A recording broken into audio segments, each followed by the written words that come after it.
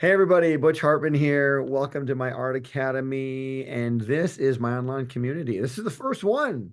Super glad you guys are here. Hello to all the live people watching currently live. And if you weren't able to get on here live for this recording is going to be available forever. It's going to be in the community all the time. I'll be doing these recordings, and I shouldn't say recordings. I'll be doing these live sessions every single month and sometimes several times a month, depending on what I want to talk about.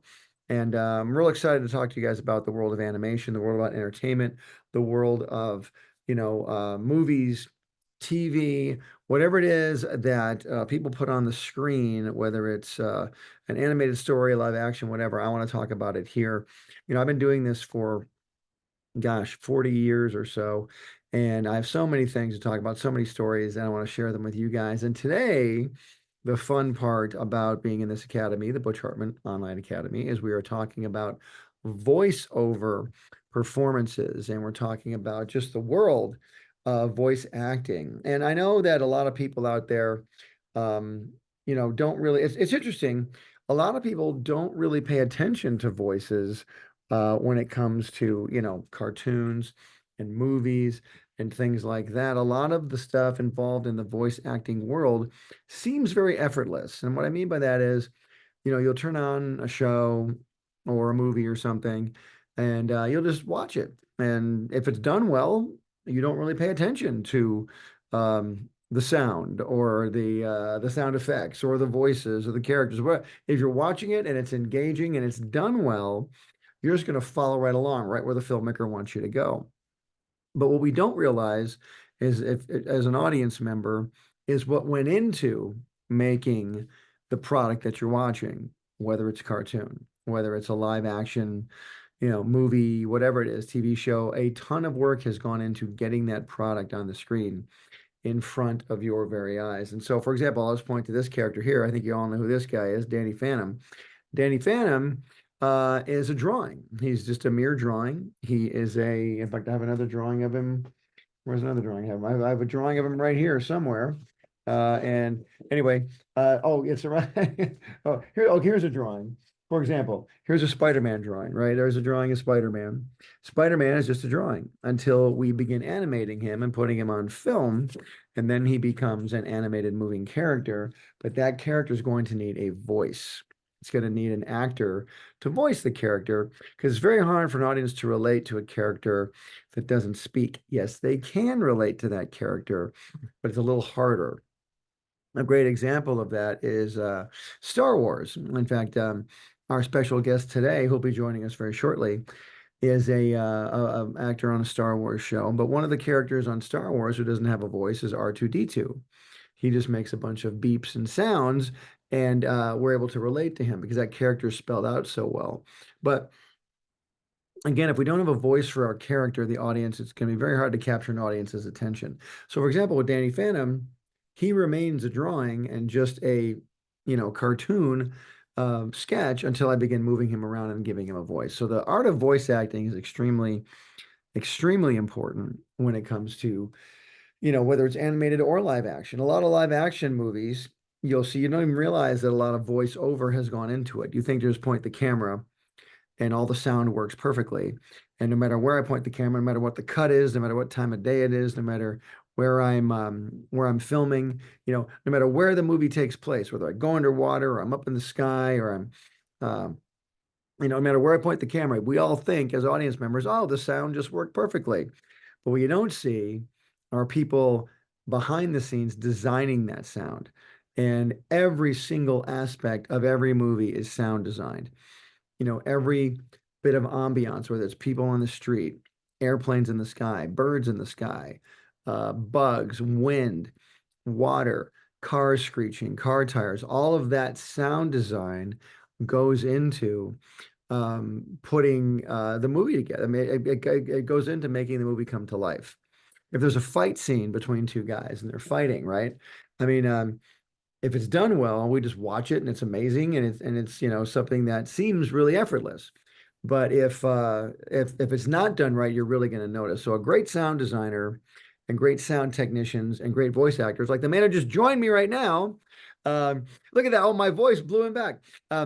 When it's done well, sound design and voice acting won't even really be noticed by the audience because we're just being swept away by the story. Am I not right about that, James Arnold Taylor? 100%. If we do our job right, nobody knows we exist. It's kind of the thing Exactly that just, right. Let me take a moment, guys, and just introduce the fabulous. And by the way, he's super tall in real life too. You would never know that this guy's actually he's 7'5" when you meet him.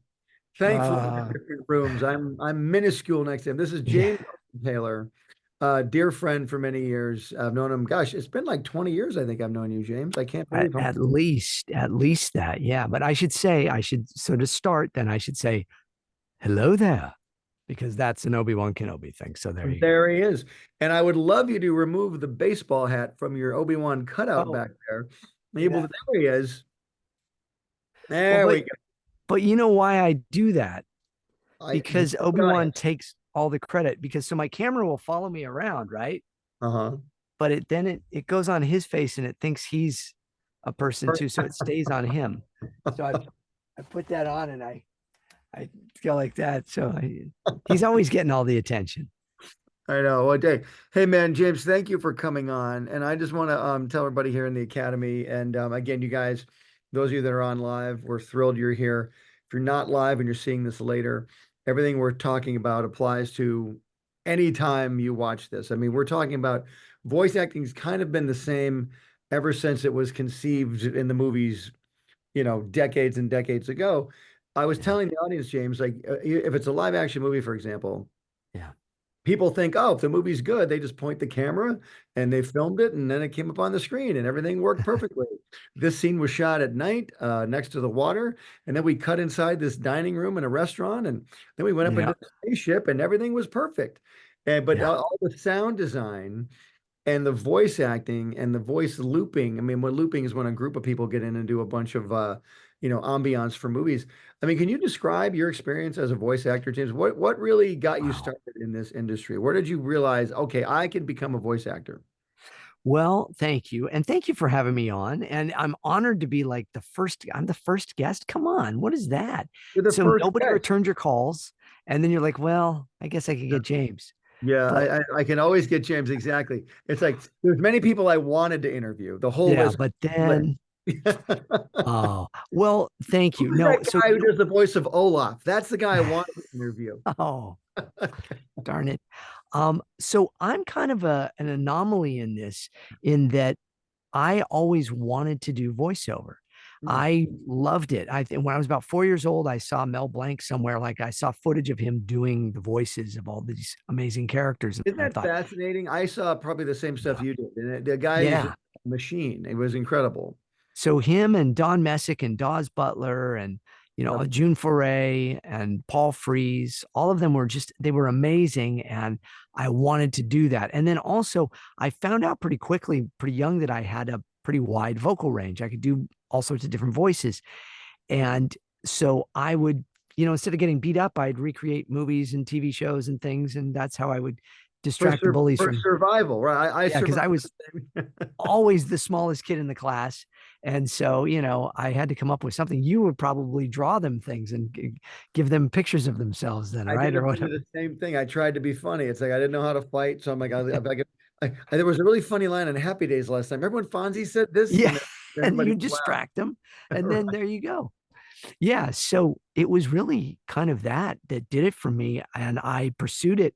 So when I was 16, I got into stand up comedy. And then 17, I went to the local radio station and I said, how do you get into radio? Because I knew radio was going to be the way I would learn all of this stuff. And I started sweeping up at the radio station and I started hanging out and I'd, work for nothing. And I would go to the concerts and hand out bumper stickers. And it was a rock station in Santa Barbara in the 80s. And so and it was like out of a movie. So I would go in each night and I would lock myself in the production room and Hmm. I would take all the night before's programming and I would create my own fake shows using the cards and the things and the commercials and the songs. And then one night, and I'd give the tapes to the program director. And one night, the overnight DJ didn't show up. It was, like I say, it was a rock station in Santa Barbara in the 80s.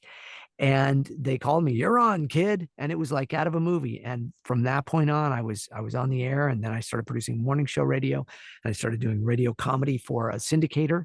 And I would do these things, and I would talk, it's like it would be me and one other person usually. And so we'd need multiple voices. So I would just do the voices. And so I'm gonna make a phone call to my next door neighbor, old yes, Uncle exactly. Randy. Hello, Uncle. This is Yeah. Uncle. You make your own voice. Right? Yeah. Yeah. So it Oh, was, and it was a lot of fun, and it was great, you know, practice for where I was going to then go in doing voiceover. And so some of my first real big voiceover work, I did some video games when I was like 20 and 20 years old. And so Jimmy Messina, you remember Loggins and Messina? Nobody watching will, but you and I will, because, yes, we are well traveled. And yes. We're so also well versed. 600 years old. We're Yeah. 600 year olds.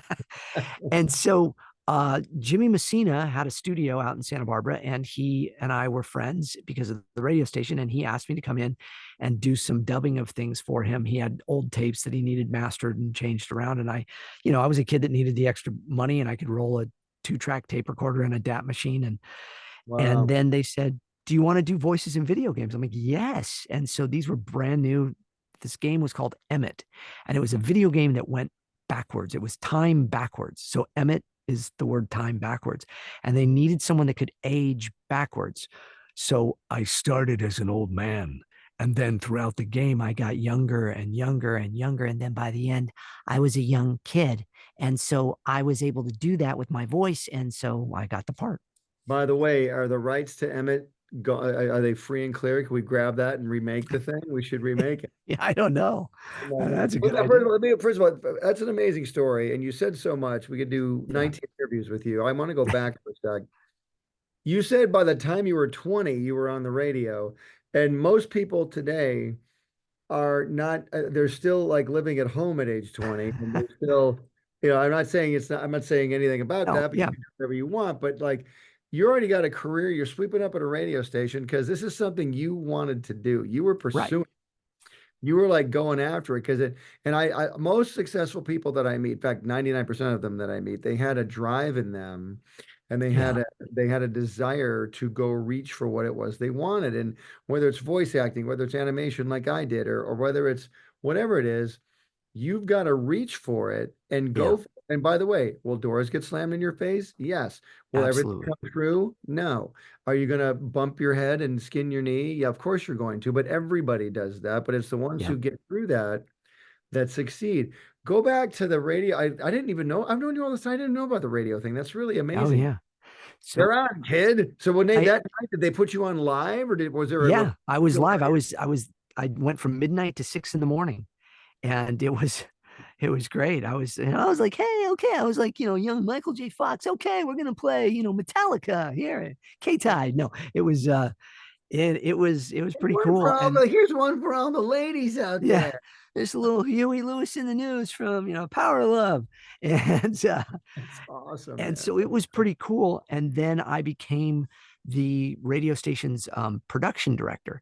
So I would make all of their commercials because I was this young kid that did all these voices. So I would make all these creative commercials I did like Doc and Marty, or I'd do Cheech and Chong, or I'd come up with my own creative voices for commercials for local, you know, businesses, and people loved it. And so I became the radio station's production director, and then I became the morning show producer because I did all these funny voices and things. And then from there I went and moved to a syndicator. When I was about 21, I moved to a radio syndication in Hollywood, and that's where I went to the big leagues, and did that for many, many years. Produced radio comedy for everybody from Rick Dees to Howard Stern and all in between. And I know you worked for Howard Stern. You were doing stuff for Howard Stern. I did. Yeah. I was the voice. In fact, I think he still sometimes even plays it. I've not listened to him in many, many years, but I was it's a very special Howard Stern show. Yeah. So, and I would do all of these different voices for him. And then Rick Dees, I would do the phony phone calls. He had the candid phone calls. And it was like you were saying before, like, oh, we're going to call this person, because it was illegal at the time. You couldn't not put, you'd have to tell somebody you're on the radio. So they faked them. So I would be like the person that he calls and, tells You're me, gonna laugh at this. I did yeah. the same thing for Rick Dees for like Did two you months. really? In 1994, there was an actress girl I knew, and she called me one day and said, "Hey, you want to do these funny phone calls with me? I'm working for Rick Yeah. D." And so she and I would either be the husband and wife, the brother and Yeah. sister, and I'd get a call at 6 in the morning to Oh be yeah. on the air. And the producer's name was Johnny Vega. Did you work with Uh-huh. Johnny Yeah. Vega? Yeah. He was the guy. And okay, Butch, here's a scenario. You're a husband, you're late for work, and you're high anyway, Right. all this other stuff. So I got like $50 each time I Yeah. did. Yeah, Exactly. But it $50. was great, right? Because you're working and you're on the radio, and It yeah, was Rick, so, yeah, it was a really wild thing. But how that's funny. you and I had that connection. I didn't even know that. That So is wild. I have a question here. Yeah. See, someone has written in, Mr. Taylor, also known as Walker on Danny Phantom. You played a ghost Yes. jailer on my show. We'll talk about that later. Here's a very big, huge question. How'd you get to where you are now? How'd you get your foot in the door? Now, we kind of talked about that. That's a kind of a big question, but I want to say this. What got you into, what was your first, like, I guess we'll say legitimate animation job, like your first Voiceover. cartoon? So I had a tendency to sound like one of our favorite actors, Michael J. Fox, Yeah. and I loved Back to the Future and all that. And so they needed a voice double for him, for Stuart Little, and for Atlantis: The Lost Empire. And so I started doing Michael's doubling for those projects. And so I could do that, and I got the series of Atlantis: The Lost Empire, and then it turned into a sequel, direct sequel. So I started. That was like the first real big job, but I had been doing all these voices in radio, and so it was just a natural transition, and it was really very cool when I finally got an agent. And that's what I was going to say. Going back to, like, sweeping up and doing all that. So I had a home studio. I've always been a nerd for that because I was producing radio comedy. I would produce it all from my home studio, and I love technology. So my friends that were actors would come to me and say, "Hey, I need a voice demo. Can you do my demo?" And I'd say, "Yes." And they say, "What are you going to charge me?" I say, "I'm not going to charge you anything, but here's what you need to do. You need to take my demo to your agent, because I need an agent." Oh, wow. And so my friend Bern Offit, great name, Bern Offit. Bern was from Arkansas. Bern Burn sounded off. like that. And Wow. Bern was like, "Yeah, I'll take your demo to my agent. Sure, no problem, James." And he did. And it sat on his agent's desk for months. And then finally, one day, the agent picked it up and listened to my CD. And I had this bit called 60 Voices in 60 Seconds. And I just went and I said just the name of the person. So I'd say, Michael J. Fox, Christopher Lloyd, Johnny Carson, Fred Flintstone, and I would just go through all of the characters. And he listened to it and he's like, "Wow, this is great." And I had all this radio. I had 12 and a half years of radio work that I had done in Yeah. comedy. And so I made a great demo, and they finally listened to it. But I was persistent. I mean, it took a long time. I had a lot of people say, "No, no." But I was like, "Okay, I have this I can offer friends, and I'll do it for free for them if they offer this for me." And so, That is great. You even said you swept up at the radio station for free. You were working there yeah, for so. yeah, And and I'm going to sound like such an old guy when I say this. I don't mean to, but I'm going to sound this way anyway. Today, there's a work ethic that existed back then that yeah, I don't encounter a lot now. I'm not saying it doesn't exist. right, I just don't encounter it as much where people will say, "I'll do it for free." I don't meet a ton of persistent people like that. I'm not saying they're not out there. They right. probably, And but you're going it's to get all of them now that you've said that. I'm sure we will. But no, and persistence is great. I mean, it really Yeah, truly is great. And again, there's persistence, and then there's the people that actually have some talent to go along with the persistence, and that's key as well. yeah. Do you think do you think that you had no one in the industry helping? You had no family or anything, right? It was just you. No, it was just me. And that is a funny thing. I think about that now. And I try to, I mentor a lot of young people, and Mhm. I think about how that is. And I know you do the same. And it's wild because I don't think either one of us really had anybody that said, "Hey, here's a foot in the door." It was like you had to try to get it on your own. And the good news is I'm seeing with people like my daughter, and certainly Michael, who works with you, and different people that are excited about work and excited about life and excited about pursuing these things. And so I want to encourage everybody watching. It's like, if you have that dream, go out there and try and go, I would do this for free. Okay, well, I'm not saying everybody has to work for free, but I'm saying you have to have that mentality of, if it gets me to what I want to do, I'm willing to do that. I'm willing to hang out and sweep up. Because what I would do, Butch, is I would watch the DJs. So I'd sweep up, I'd clean up, I'd get coffee, I'd do all of those things. I'd print up the radio sheets for them, whatever they needed. And I Mhm. just was the kid that hung out in the station, and they let me sit in the room and watch them do their show. And I Yeah. watched how they did it, and I learned. And that's another thing I think that is so crucial when people go like, well, how do you do this? You go, watch everybody, see what they do, see how they act on the microphone, learn techniques by watching people you admire.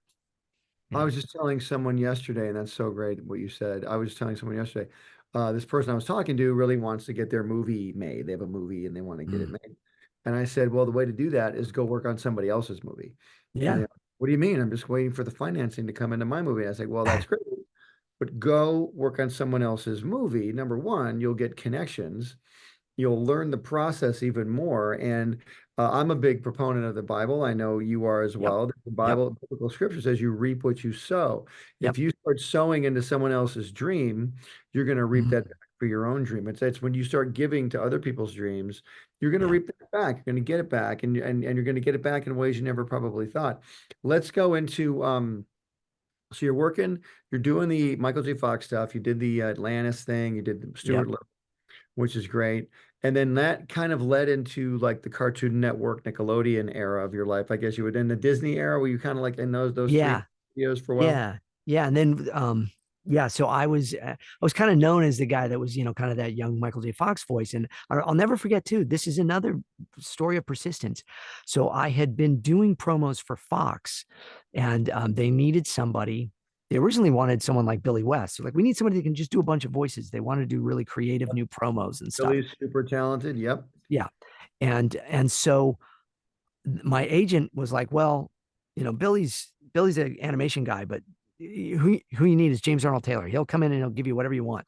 It was really to my agent Dean Panaro, who is still my agent to this day, for doing that. And I went in to Fox. This was 24 years ago, Mm. and they ran me through the paces, and I made this demo from all of the work I did for them. I did, it's The Simpsons coming up next on Fox, or I do this guy. It's an all new Fast Lane coming up next, or hey, it's a new That 70s Show. Cool. I just, or it's Cops, a full hour of Cops tonight on Fox. And so I just was giving them all these voices, Yeah. and I put this new demo together. And my agent, for my animation at the time, was always just kind of casting me on the young Michael J. Fox stuff. And I'm driving home one day, and she calls me and she says, James, I owe you an apology. And I said, what do you mean? She goes, I just listened to your Fox demo. And she goes, I had no idea you had that range. And I haven't been representing you right. And I want to make sure that I do that now. And that Wow. Yeah, that's amazing. changed the Wow, course. that's incredible. Yeah. First off, that was a huge thing for her to be able to do that. And then Mm. to call up and say that was wonderful. And then it really did change the trajectory of my career, because I was able to go in and be, so I'd work with Andrea Romano, and it's like, oh, we need a guy that can be the monster over here on Teen Titans, overload will destroy, and then be the kid that's like, hey, yeah, okay, and so Mm. they knew they could get multiple ranges out of me, and Yeah, that's where my career kind of took off in that. that's amazing, dude. I mean, and I always fancied myself as sort of a voice guy for a long Yeah, time. you're very good at voices. Even though, well, you're very kind, coming from you, that's extremely nice. But I mean, I was Yeah. the guy who drew cartoons and I would voice them myself. But then I got around people like you, and I was like, okay, I'm really not as good as I thought I was. And Oh, that's why I started putting people in the show, because I would have rather been directing them from my side of the glass than and being yeah. able to kind of manipulate you guys in the way I thought it was going to benefit the show best. Plus, I could hear the writers on my side of the glass. I had the writers with me. So if I could hear Yeah. them laughing, I knew that the jokes were working. So Oh, when you went, you were doing stuff for Disney, yeah. you did stuff for Fox, you did stuff for Nickelodeon, and you were just kind of rolling in it for a while. I mean, this is like is this like a 5 day a week, eight Oh, hour yeah. thing for you? It Yeah, goes. very, very blessed. Very blessed how God just blessed my career and opened doors for me. I can't take any credit for it. I was just, except for the fact that I was willing to be there and do things. And, I'm always a big fan of, also, as you were talking about, behind the glass, making eye contact with that director. and just being present in the room, because voice actors are crazy. We're nuts. And you know far too well, um, thousands of sessions you've directed where you've got 4 or 5 voice actors, and that's about 20 voices, and they're Yeah. all just going. And so Mhm. I always try to be that calm in the storm of, I'm just going to watch for the director and wait till the director goes, okay, guys. Yes. The director is kind of like the kindergarten teacher. All right, class, settle down. Everyone calm down. Yeah. Relax. Yeah. Get off, Jimmy, get off the desk. Sit down. Get because we did Fairly Odd Parents and everything we Yep. did back in Nickelodeon, and I always insisted on having the whole cast as many people as I could get Yeah. in the room because I So like great. bouncing off each other. I love that because it makes things come to life like a radio Yeah. play, like back Yep. in the. But I know there's a lot of this is tricky too as a voice actor. I'm sure you had a lot of sessions where you were just by yourself. Oh, You yeah. were you were part of an ensemble, yet you Mhm. had to be in a room by yourself and pretend you were part of a group. Yeah, you have to do that a lot. I mean, and nowadays that's all it is. It's very strange thinking about what people growing up in this world of voice acting with TikTok and YouTube and all that. And they're it's more isolated. I mean, my whole career, most of my career was in rooms with other actors working together. And now it's all this. I'm in my booth. This is my home studio. I'm in Yep. here. I'm on Zoom. We do sessions together, and Yep. and Yep. it's great because the other actors are there with you, but it's not exactly the same anymore. So You and I it is remember the changed. days when you'd audition for a voice part, Yeah. you'd actually become live into the studio. You'd Yeah. drive to the studio, go in for the audition, and I'd be sitting there or whoever, and there'd be a microphone, and we'd That's audition. when we first met. Was I went into Nickelodeon for Crash Nebula. I That's right. auditioned And for Crash Nebula. then, by the way, those of you playing at home, James was the voice for this pilot that should have become a series. My gosh, it Man, could it have. was so good. It was called Crash Nebula, and James played the voice of young Sprig Spivak, this Sprig kid. Spivak. Yeah. Sprig Spivak, who was going to become this outer space adventure farm boy who was going to Yep. go into outer space. It was kind of a reverse Superman. He left Earth to go into space. Now Uh, I got to ask you, there was parts of that reminded me of Secret of My Success. Michael J. Fox, he worked out on the farm with his family, and then he goes into the big city. There was elements of it that felt like that too. Was that ever in? I don't think we didn't plan it to be to take it from Secret of My Success at all. It was basically just going to be our ode to like a coming of age superhero thing. It was Yeah. like a Superman deal, and it was a complete fluke that it was one little shot of a character on Fairly Odd Parents. We went, that guy'd make a great TV series. That. Hey, I got another question for you here. Okay. Uh, Sure. I get this question a lot myself, and perhaps you Mm, can do this. Maybe you can answer this. Where okay. do you find agents? I have no idea where to look, somebody says. So, you can answer and I can answer. Why don't Man. you answer? I mean, do you have like a simplified answer? Because it's sort of like a hit and miss thing. And you need to be referred sometime. An You need to agent refer, they won't never take any non-solicited, which means they won't just take something and cold. Yeah. an agent always has to know they can make money with you as Yeah. well They have before to they believe make that. yeah. And So my first agent I got, it was when I was referred by somebody else. Someone said, "Oh, my friend Butch, who was an artist, that was an artist agent," and I went in and they saw that I had a career and all that stuff. Now, how did you find your first agent? well, it was the way that I had mentioned where I'd done the demos for my friend Byrne. Right. And then his agent called me, Mark Quinn at Abrams, Rubloff, and Lawrence. And Mark called me and said, "Hey, man, I listened to your demos. They're really good. I'd like to take a meeting with you." And I was like, "Great." And then he's like, "You want to come in and just read in the booth sometime?" And I was like, "Yeah, sure. That'd be great." I'm like, no idea what I'm doing. And then I go into the booth and I'm reading with other people. And I'm like, okay, because it was basically what I was doing in radio. But you just have to learn. It's just a bit of a shift. It's like going from painting to drawing, right? It's still Yep. the same art, but you're just shifting it a little.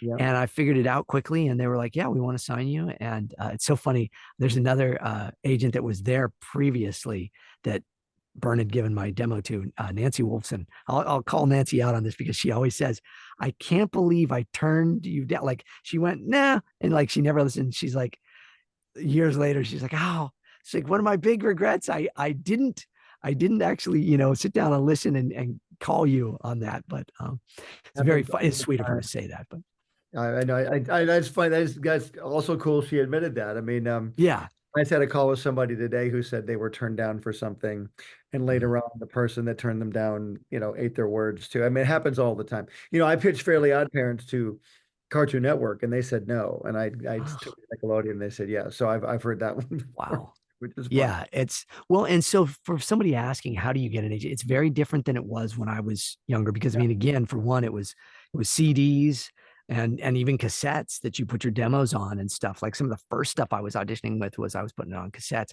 I made a thing. I was trying to get an agent years prior. There was they were looking for the new voices of Looney Tunes characters, and I fancy myself a pretty good, Daffy Duck and some of those characters, and so I made a thing called Master Tune Theater where I took Shakespeare, Romeo and Juliet, and I did it with Looney Tunes, Oh, Let's song Romeo, of life Romeo, where's for more younger art men. thou, Romeo? That's it. Yes. Dramatic, isn't it? And the whole thing. And Yosemite Sam was Juliet, what in tarnations is going on in here? And it was just and so it was fun. And but that was on a cassette tape and I sent it out. So it's a very different world nowadays. I think you could have a successful TikTok thing that goes viral and an agent might want to talk to you. So it really depends. And it also depends on where you live, but there's agents pretty much all over the country and you can send stuff, but it's better if you know somebody that can then walk your demo in or send an email for you that says, hey, take a listen to my friend. They're pretty good. That, I mean, if I'm being honest, that it is kind of who you know in those type of circumstances with I'm getting gonna, it. I'm gonna, to piggyback on that, I'm gonna say that you need to be persistent because Yeah. when you're persistent and you're pursuing your goal and you're immersed in that world, Yeah. the opportunities will pop up. You just have to be ready for them. Yeah. And because I've been talking about this and we're running out of time, but I do want to go Oh, to, wow. I want to go to Obi-Wan now. We're gonna jump forward in time. Okay. I want to Whoa. do, we're jumping forward. We're gonna Whoa, back, Doc, this we're is going heavy. back, yeah, back to your video game, Emmett. We're going back to that. Um, but we're going forward now because I want to talk about Obi-Wan for a second here Yeah. now, because I know we were skipping a lot. I'd love to do a part two with you if you're open for that. Yeah, that'd be great. I think it'd be wonderful. But how did you get the voice of Obi-Wan on the Clone Wars? How did that happen? It was a long time ago in a studio far, far away. Oh, So hold it on. was 22 years ago, Butch. It's amazing. Um, What? Wait, whoa, whoa, yeah, whoa, whoa, whoa. yeah, 22 years ago, you got the voice of Obi-Wan yep. They were making doing 20 Revenge of the Sith.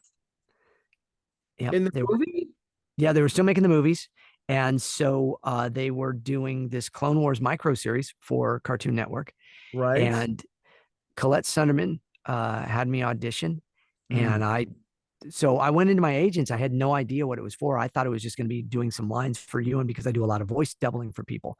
And I Mm. thought maybe they just needed a couple of lines dubbed in, looped in or something as Ewan McGregor. And so I read for it. And they were lines from the Attack of the Clones and Phantom Menace. I have a bad feeling about this, Master. It's not about the mission, something more elusive. Come to your senses. What would Padme do if she were in your position? So it's just kind of mimicking lines that he had from the films and I did it, and then they cast me, and it's been ever since then.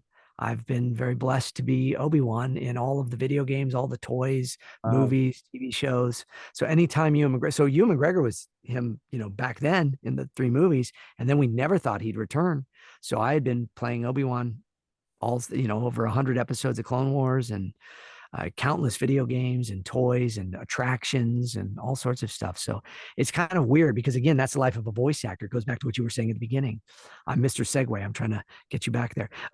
Is that it really is, if we do our job right, nobody thinks about it. I can't tell you the amount of people that have said, oh, I thought it was Ewan McGregor. I didn't know it was you. And so Yeah. it's a Sure. high praise. It's a good compliment. But yeah, at first it started as a doubling specifically. I had to sound as much like Ewan as I could. And so he's a little more up here. And so when I do my Obi-Wan, I take it a little lower because I'm trying to also bring in these aren't the droids you're looking for. Right, You know, right. come here, my little I don't friend. seem to ever remember owning a I droid. think never owning a droid is the Force is what gives a Jedi his power. So I try to combine both of them, and then I get my Obi-Wan Kenobi. It's That's just like amazing, man, yeah, because you're connected to so many amazing franchises. I mean, it must be a thrill. And I know there are people out there right now going, man, I'll never be able to do that. I'll never be able to get to the level of James Arnold Taylor. What would you say because we'll wrap up here. What would you say to any young voice actor out there? I know this is a huge question people always get. If there's one Yeah. piece of advice, one little thing you would say to someone who's like 19, want to do what you're doing, James Arnold Taylor, there you go. What would you say? I would say something that's probably a little different than everybody else is going to say. I find that most people don't like the sound of their own voice. Wow. And then they want to be voice actors. They want to do all this. So I always ask people, do you like the sound of your own voice? And they'll go, because when we hear ourselves, we sound very different than what everybody else Totally. hears. Yes. And so then we hear it and then we go, oh, no, I don't. And now you're working against yourself. How can you create characters and voices and do all of that if you don't even like what you're hearing? So Mm. it's not about like, oh, patting yourself on the back and oh, aren't I lovely and all of that. It's about going, okay, I can tolerate this voice and I actually have to kind of like it a little because I'm going to record myself as much as I can and listen and get used to hearing myself. So when I hear me the way you hear me now because I spend my days in little padded rooms talking to myself. But if you can do that, then you can take it to all these other things. How do you do voices? Well, you got to like your own voice first. And then well, I can give it an accent and bring it here. I can bring it down here and be Andre the Giant. Anybody want a peanut? I can bring it up here and I can do another voice there. Or I can be Hiccup over here from How to Train Your Dragon Mhm. because I'm not going, oh, I don't like the way I sound. Oh, no. Yeah. Yeah. So I don't know. That's what So I would say. that's a great beginning note because beginning with liking who you are and liking your voice, Yeah. number one, liking the instrument you were born with, starting there, and then being able to manipulate it. But then there's a whole business as acumen that comes in where you're going to have to, not only do the voice, but then be able to Yeah. sell it and get people to pay you to do it so you can make a living at it. A lot And of have people, no inhibitions about it, right? You have to just go in like, well, I met with you, and it's like, what if he sounded like this? What if he did that? What if he fell off a cliff? What if he, fell and rolled over there? You just have to be able to do all of that. And if you're too in your head, you can't just be anything. So many on camera actors, as you've seen, you've worked with so many of them, they're wonderful, but you put them in this and they're like, oh, uh, uh, ooh. And then you go, hey, Jake, can you I've had do this so many, voice? I've had so many screen actors come in to do a voice, like you Yeah. said, and they're used to acting with their body and they're used to doing Yeah. all this, but then you put them in that room and they can't do anything and it's sad. No. Then Yeah. they got to be replaced and it's like, man, that guy was my hero. And you're like, wait, Yeah. what? That's so And then they sad. bring someone like me in to double their voice. And Yeah. But I'm like, oh, thank God James is here. James will give me oh what no, I need. no. And I Uh, don't mean that to sound like, oh, I'm great. It's a knack I have. And there's so many people that have that knack. And there's beautiful, I've seen some wonderful young people doing voices out on YouTube and TikTok and all that nowadays. yeah, Just keep at it. Just I keep know. going. Thank you. And the keeping at it, and it's the again, there's so much that goes into it. We can talk forever. I wish we Yep. could. But like, it's not just the doing the voices, it's getting yourself out there, getting the agent, staying persistent, going after it, making sure that your reel is put together, sweeping up for free. I mean, I love that aspect. It's just one of Yeah. those things where it really is incumbent on you to get yourself out there. And then even when Yeah. you're out there, and doing great like you still have to make sure people know you're still out there. It's like, hey, still here, still doing stuff, you know, Yeah. And like, can I share a little something? I have a podcast and I say this on the podcast all the time. I say, know what you believe and why you believe it, and know more than you want to know. So if you know what you believe in life and why you believe it, then you're firm. You've got bedrock. Of course, you and I are people of faith. We know what we believe, but we know why we believe it. We don't just believe it blindly. We believe it because our lives have gone around it to bring us to that conclusion. But we also know more than we want to know, meaning we don't just stay in our little bubble of this is what we like. We go, oh, some people think this way and some people think that way and some people like this and some people like that. And I don't agree with everybody 100% of the time, and that's okay. And if you know more than you want to know, in other words, you tolerate other people's perspectives and views, you're going to go so much farther as well. So so good, man. What a great note to wrap up on. And Mr. Taylor, I just want to thank you as always for being not only awesome, but being informative, entertaining, devastatingly handsome, by the way. On hey, there. the only thing we didn't get to talk about is the garden. I mean, I know. I was just at Logan Sekulo's. I ran in. I was teaching, or I was guest speaker for Logan on a class he was doing at Lipscomb University. Yeah, And first thing he says is, "And you're working with Butch Hartman on the garden." And we got to talk about that. So that's right. let My me the brand new lion. my brand new show, The Garden Cartoon, and James does an amazing job as Lenny the Lion, and I'm so grateful to you, James. In fact, you can see The Garden now. It's on Apple TV, it's on Google Man, Play, it's on Amazon, and we're going to be on a bunch of other things coming up here soon. We have a movie coming out. It's going to be amazing. So you, my friend, have brought yet another amazing well, cartoon to life. So Christina Malizia as well is just fantastic. I mean, no, She's with so funny. the two of you have just really set a new standard, I think, and super grateful for both of you, Oh, especially you. well, So thanks for we're coming on, man. And I do want to do a part two. Maybe I'll have to know you to do that'd a be part. great. Yeah, we could offshoot into some other little aspect Well, of it because all there's too. so much you do. You're a filmmaker, you're a writer. We do have Yeah. to wrap up though. My Okay. people are telling me to wrap up. But listen, James Arnold Taylor, you can find him. Where can they see you now, James? Well, my movie comes out tomorrow, August 30th, on streaming on Redeem TV. And so it is streaming there, and you can buy it on DVD. It's called Hidden Blessings. Look for that. Go to jamesarnoldtaylor.com for more, or follow me on Instagram at JatActor. I love it. Okay, James Arnold Taylor, thanks for being awesome. And we'll see Thanks. you next time in the Butch Hartman Art Academy. Art gives you power, use it wisely. See you later.